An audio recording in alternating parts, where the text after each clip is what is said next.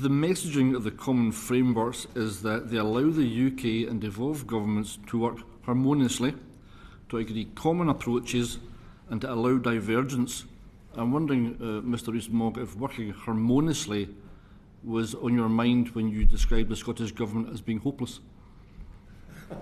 There is a clear difference between the political discussion that we have between Conservatives and Scottish nationalists and the working at an official level. You see this every Wednesday when your exceptionally charming leader pretends that he is very fierce and rude. You're getting with the point. If you're going to work in an organisation here, if you're going to work as part of this common framework and work harmoniously, then surely at least in public you can pretend to be respectful of the Scottish Government. No, because it's led by an SNP administration that I think is not in the interests of the people of Scotland. I think you do damage to the Scottish economy. I think you've harmed the education. The health service results in Scotland are much worse than those in England. I think the poor people of Scotland would be much better off with a Conservative government. Ditto Wales. Of course I think that. But that doesn't mean that on whether we have a procurement policy that helps small and medium-sized enterprises or not, we can't have a rational discussion. I've never thought it's difficult to differentiate between administrative matters and the facts of political life.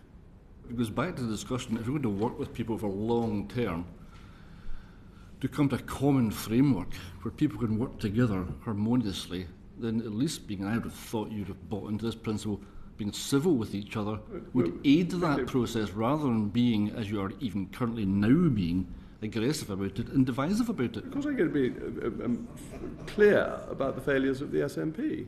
So are you going to say that Nicola Sturgeon is going to stand up and say that Boris Johnson is the greatest leader? When Mrs Sturgeon says Boris Johnson is the greatest leader this country has ever had, I will start saying nice things about the Scottish Government.